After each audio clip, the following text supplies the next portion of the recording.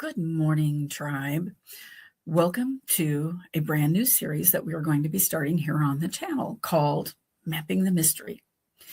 So what we're going to do, or what I'm going to do, is I'm taking Missouri county by county, and I'm going to talk to you about the reported sightings, the documented sightings that come from a couple of different public websites that you all can go on and look. We're going to be using, of course, the BFRO and the Bigfoot mapping projects. Those are public sites that anybody can go on and look at.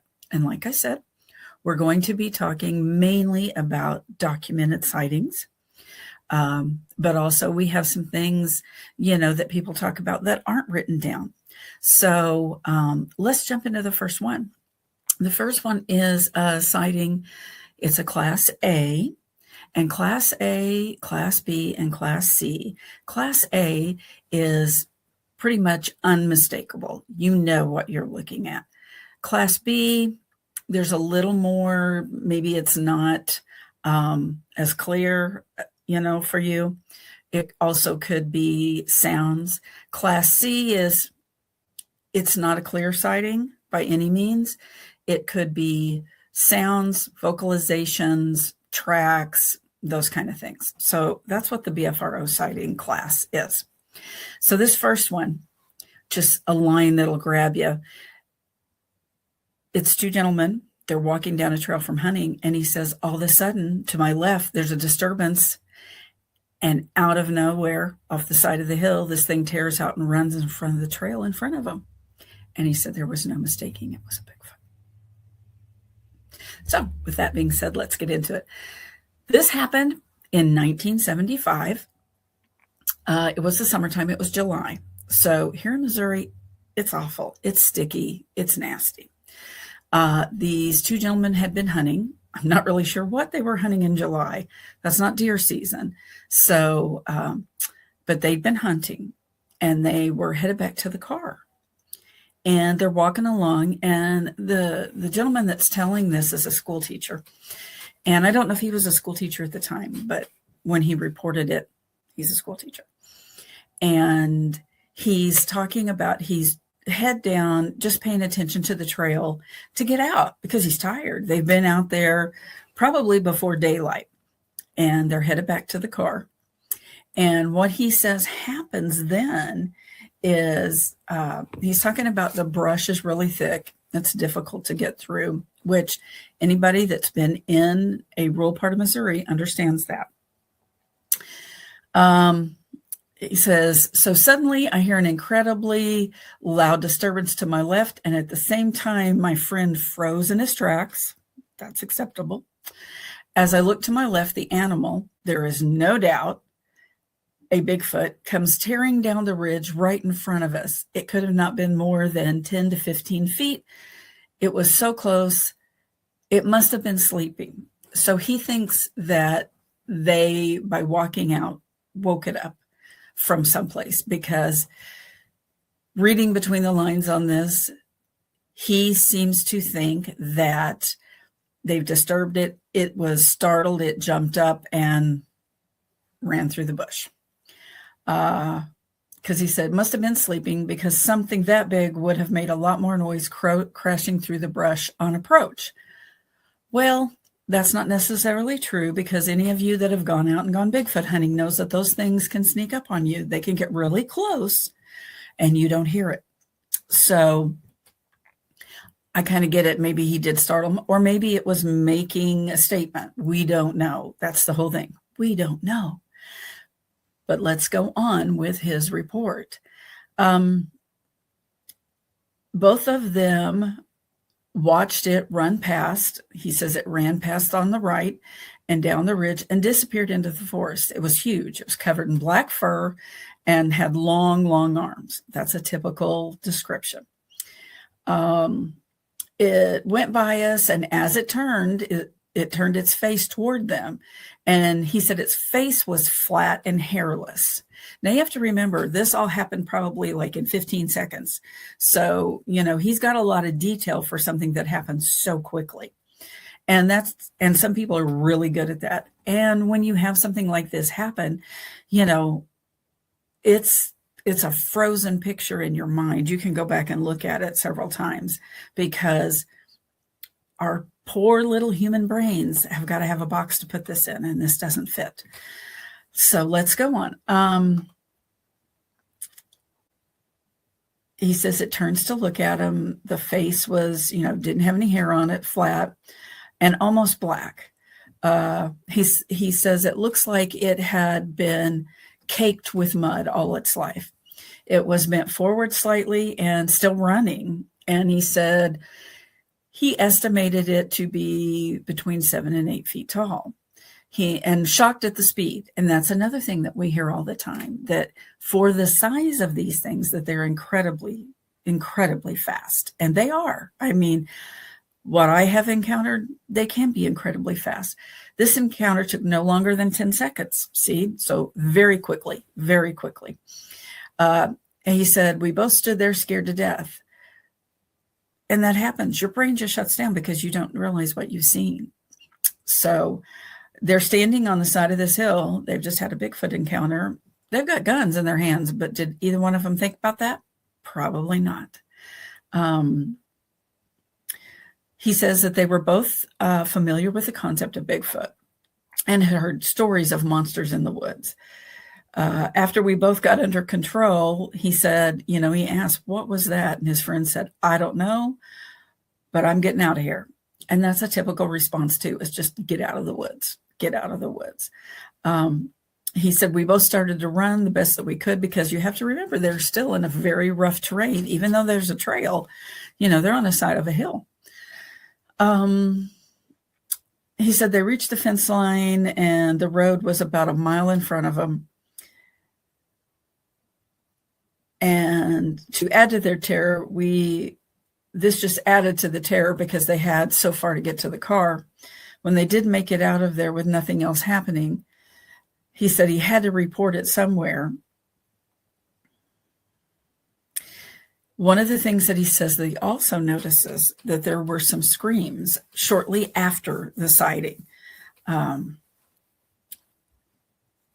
That's not uncommon. And who knows why it was doing that? Maybe that was to warn the others in the area. We just don't know. But like I said, this happened in July, and it was actually in the afternoon, and it was hot and sunny.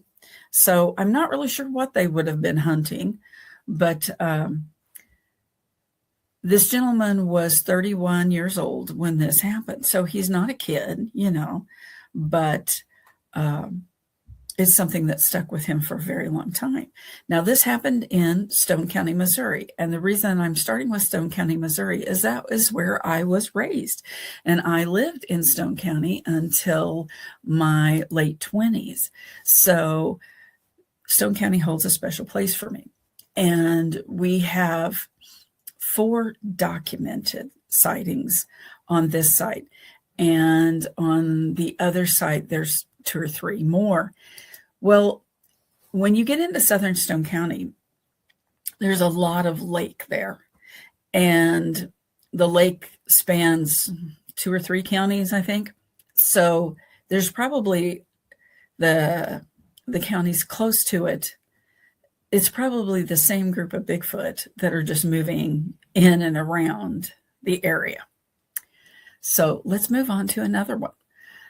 This one happened in 1978. So none of these are real current. These are later ones that happened. And it was in the summer also. But this one, I believe, happened in the evening. It was a family that had just moved from out of state to Cape Fear, Missouri, which is down on the lake. So that tells you right there, we got water. So we have all kinds of wildlife, food, all the things you need to survive. This was a young lady that her parents had left her and her 2 other sisters home. They were gone. And this is out in the country. Of course, it's rural in that area. And the dog started making noise. And She says normally the dogs would go down the driveway when they heard something, but this time they stayed on the porch, looking towards the front yard, barking and growling like they'd never heard them do before. What scared them was the dogs were scared. They turned all the lights off in the house and looked out the windows and the door to see if they headlights, somebody driving up the driveway. There was a floodlight on the driveway that cast a light on the front yard. So the yard was lit up. The front yard was all uphill, like with a 5-foot, they had a barbed wire fence around it. So yeah, that's typical in the rural areas. You got a fence around your yard and your cattle, whatever, can come right up to the yard. So this young girl is looking outside and they've got walnut trees. And if anybody knows, walnut trees can get pretty good sized. They don't get as big as like an oak tree does, but walnut trees get really tall. They just don't get real wide. Let's see. And she's talking about the trees are spaced about 30 to 50 feet apart in the yard. And there's multiple walnut trees, which that's typical. And she could see a large figure standing partially behind a walnut tree. And she, is kind of thinking, well, is this a drunk camper? Because they're not that far from the lake. And that wouldn't be uncommon for individuals to wander up from the lake. We all know how that goes. You get to the lake sometimes and you just have too much fun. So that was their first inclination, that it was a drunk camper lost. Because she said you could walk down the backyard to the lake. So they're right on the lake. And they're thinking it's somebody else. All around the house, it was dense forest. There was only one other house and it was a half mile. Okay. So we were very isolated. My 16-year-old sister went to calm the dogs down. The 14-year-old and I were still looking out the front. Then a few moments later, the figure dashed out to the next tree about 50 yards in about 3 or 4 strides. Now, if you remember, she said these trees were 30 to 50 feet apart. I kept looking, and before I could ask my sister if she saw it, she ran to the back porch to help my other sister with the dog. By this time, the dogs were freaking out. Then I looked back to the front yard where I saw it go to another tree and another tree, zigzagging its way up the hill towards the pasture. To my amazement, it cleared the barbed wire fence in one stride. Now, if you remember, she says this was a 5-foot tall fence. So how tall would this have had to have been to just basically stepped over it and never missed a beat? That's a pretty good sized creature.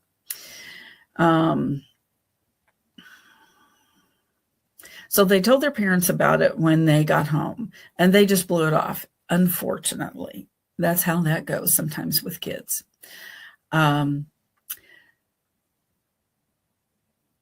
While she lived there until 1984, she heard stories of the Ozark Mountain Monster, but thought it was just folklore.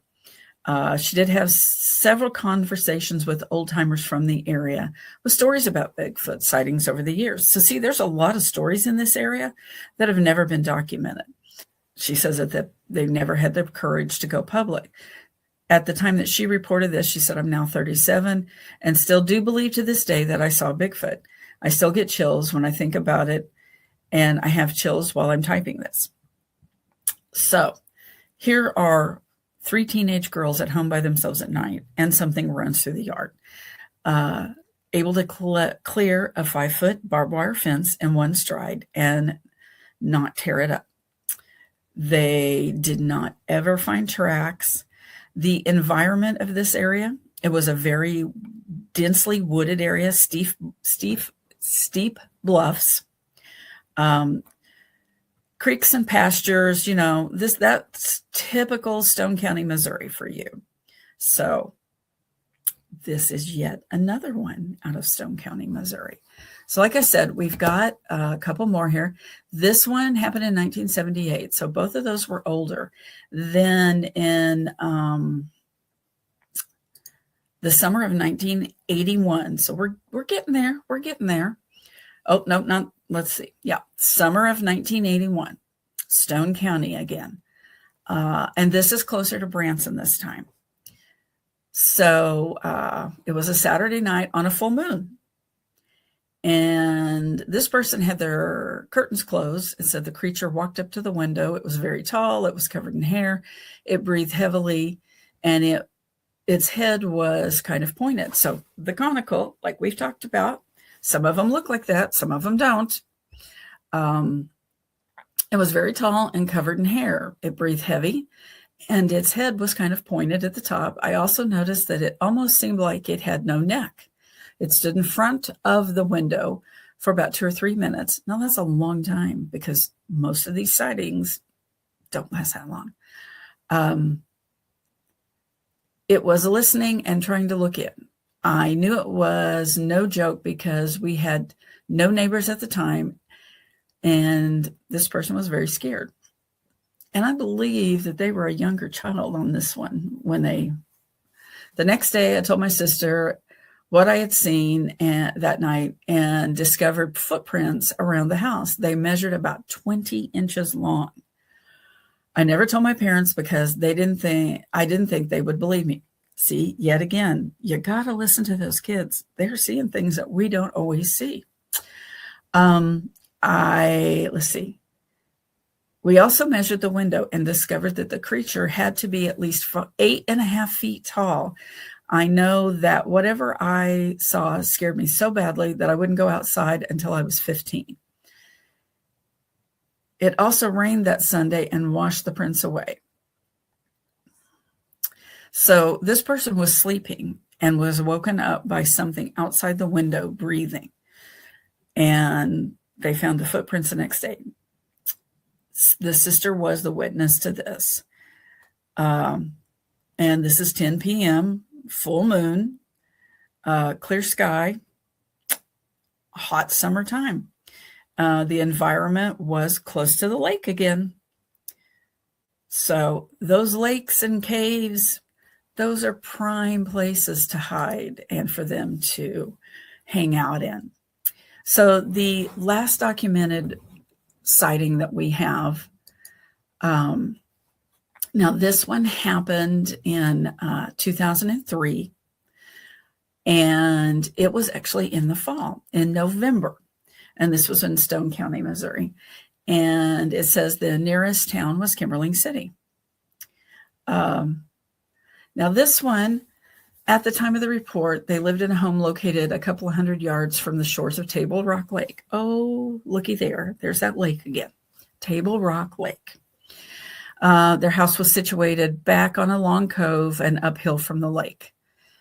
And they said that the Army Corps of Engineers maintained the zone around the lake in which no developments or clearing of the land was able to be done. The topography of the area was very rugged Ozark Mountain steep terrain. That's typical around the lake. You don't find a whole lot of flat places around the lake. It's hills. So this was the fall or winter of 2002, 2003.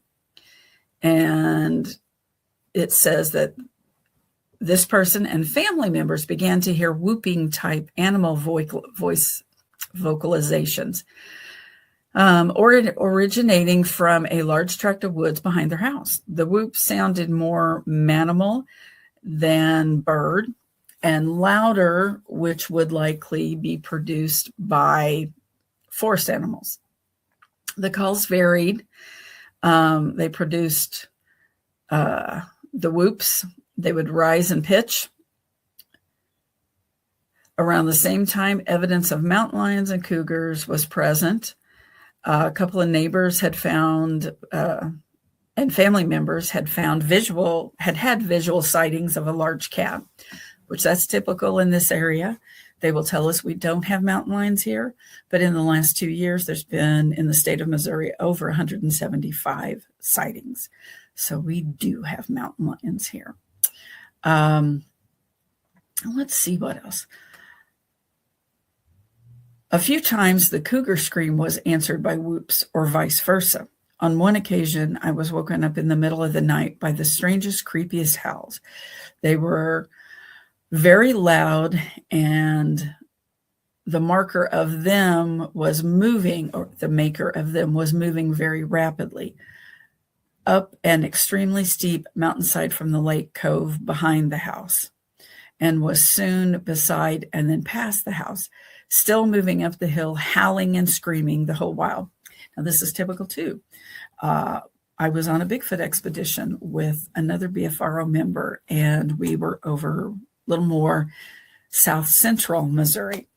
And we experienced that for over 30 minutes, where we had one whooping, and you could tell it was running up the hillsides and dropping down into the valleys just because of the way we were hearing the sounds carrying. So that's typical behavior. He goes on to say that in the spring of 2003, 2004, while scouting in the back of the lake cove for animal evidence, he spotted large hominid tracks. He frequently hiked this area due to the abundance of deer, raccoon, and cougar tracks. They were easily identifiable in the mud. The footprint resembled that of a barefoot human, but was obviously larger. He says approximately 12 to 13 inches in length and maybe 4 inches in width. Very flat-footed. And in those kind of terrains, you don't go barefooted here. It's impossible. And along the lakes like that, in that very rocky terrain, there's a lot of snakes, a lot of copperheads in that area, and water moccasins and things like that. So anybody in their right mind is not going to be out there running around barefoot. He says a single print, very clear, distinct. He could easily follow the outline of the toes and the boundary of the foot. Must have been made within a few days of his discovery in the mud in the back of the cove. There was a small stream that met the cove and released its silt and debris. So he tries to, make a track in this also. And he's talking about that he weighs 220 pounds at the time and was not able to create a track that was the same depth. So this thing had to be significantly heavier than him.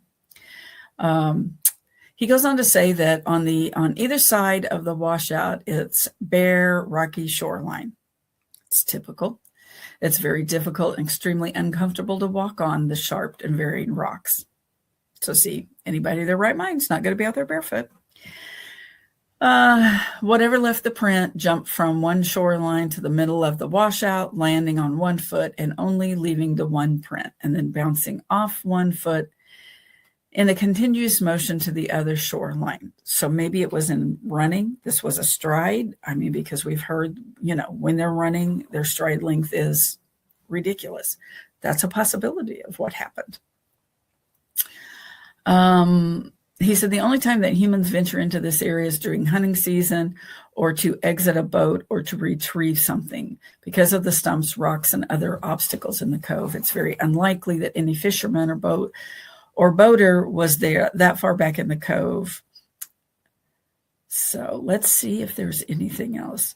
He does say that his brother witnessed the footprint and also heard the whoops. Multiple family members heard the whoops, and those would usually happen, he says, between 12:30 a.m. and 2 a.m., which that's just kind of typical time for those kind of things. So, like I said, in Stone County, Missouri, the southern part of the county, Lake Table Rock, there are a lot of sightings, a lot of undocumented sightings in this area. People talk about these. You hear them all the time. I can tell you that D.A. Roberts, his son, and Robbie Raines had an experience on a road in Stone County, Missouri. They've also had some experiences at Joe Bald Campground.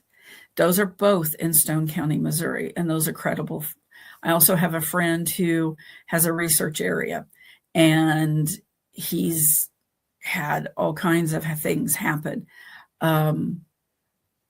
So, you never know. Just because there's very little documented evidence of what's going on is not necessarily what's going on in that area. So Like I said, this is something new that we're going to be doing. And if you all like these episodes where we come on and talk about the documented and some of the undocumented things, please let me know. We want to continue to do this. And I'm going to be going through the counties of Missouri. And once we're done there, we'll be moving on to other states. So you all have a great day. Love you, tribe. See you later.